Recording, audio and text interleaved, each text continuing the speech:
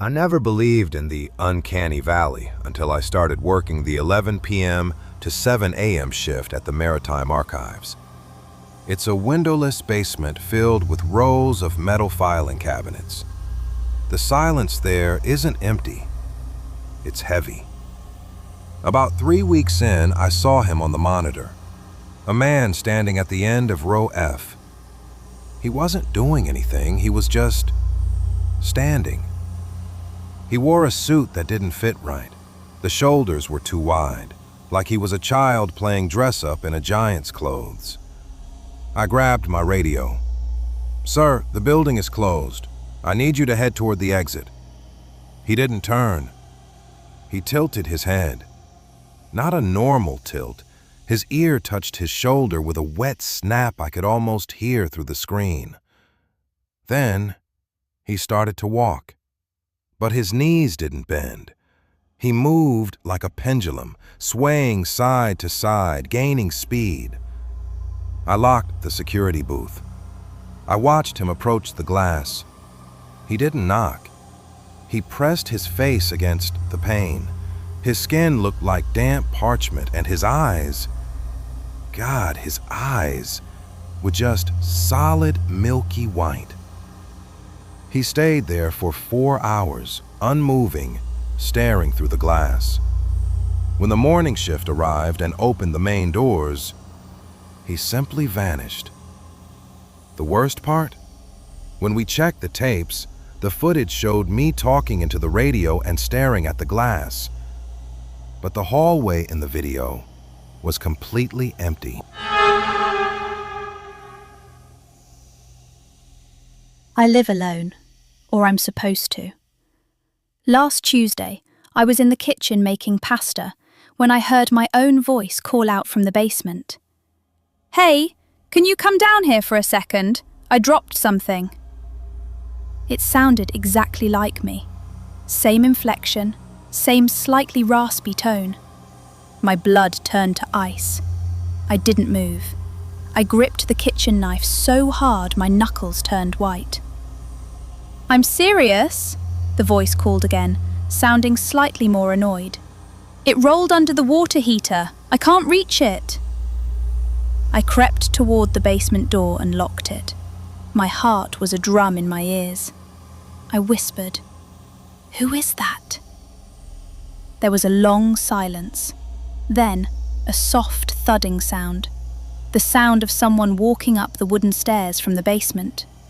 Thump, thump, thump.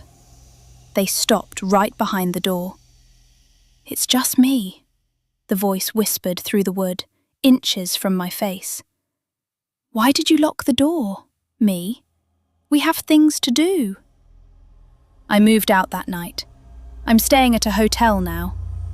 This morning, I got a notification from my Ring camera. It was a video of me standing on my front porch, waving at the camera, holding the same kitchen knife I left on the counter.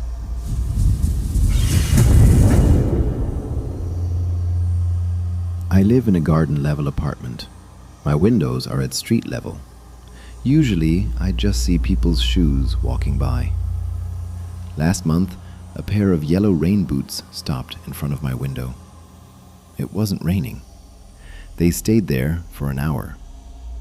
The next night, they came back. And the night after. I got fed up. I waited by the window with my phone recorded. When the boots appeared, I banged on the glass. "Get lost! I'm calling the cops!" The boots didn't move. Instead, the person slowly knelt down, a face pressed against the glass. It was a woman, but her skin looked like it had been applied with a trowel, lumpy and pale. She held up a Polaroid camera and snapped a photo of me through the glass. The flash blinded me for a second. When I looked again, she was gone. But she had left the photo tucked into the window frame. I grabbed it. It wasn't a photo of me. It was a photo of me sleeping in my bed, taken from inside my bedroom the night before. She wasn't trying to get in. She was showing me she was already there. My grandfather was a priest in a small village in the Alps. On his deathbed, he gave me a key to a heavy iron box in the church cellar. "Never read the pages with the red seal," he warned. Naturally, I did. The pages weren't scripture. They were the 11th commandment. It was just one sentence repeated over and over in Latin. Non respice ad caelum. Do not look at the sky. I looked up. The cellar ceiling was stone, but then I heard it. A sound like a giant wet sponge being dragged across the roof of the church. I walked outside. The village was silent. Everyone was indoors, curtains drawn. I looked up at the moon, but there was no moon. There was an eye so large it filled the horizon, the pupil pulsing with a sickly violet light. And then every door in the village opened at once. My neighbors walked out, their necks snapping as they forced their heads back, staring up, their eyes melting into liquid gold. One of them turned to me, his jaw hanging loose.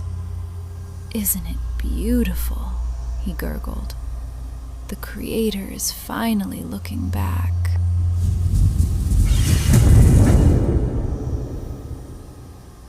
I lost my phone at a hiking trail.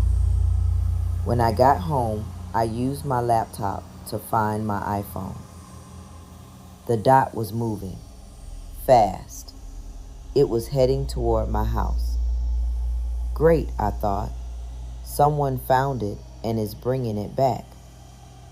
I waited on the porch. The dot reached my street, then my driveway. But there were no cars, no people, just the empty, quiet street under the orange glow of the street lamps. The dot moved onto my front lawn.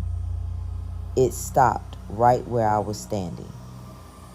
I looked down at my feet. Nothing. Then my laptop chimed. A message appeared from my lost phone. Look down. I looked at the porch boards. My phone was shoved between the slats. The screen shattered. But the Find My Phone app was still open on it. The blue dot wasn't on the house anymore. It was 50 miles away, in the middle of a lake. If my phone was in my hand, then what was the laptop tracking? I looked back at the laptop screen. The blue dot had turned red, and a new notification popped up. I'm in the kitchen. Come say hi.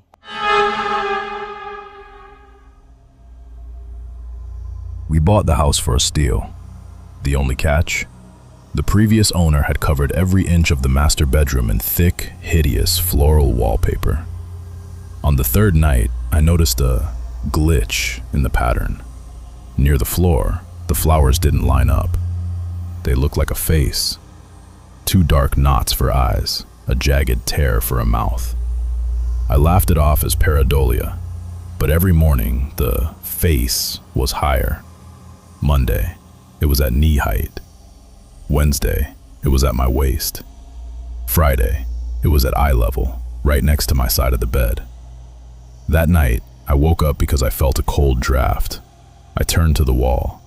The wallpaper was torn open from the inside. A hand, gray, thin, and smelling of dry paste, was reaching out, gripping the edge of the drywall. The face wasn't a pattern anymore. It was a man, paper thin, sliding out of the wall like a shadow coming to life. He didn't have teeth, just more wallpaper where his mouth should be. He leaned over me and whispered, "Move over. It's cramped in there."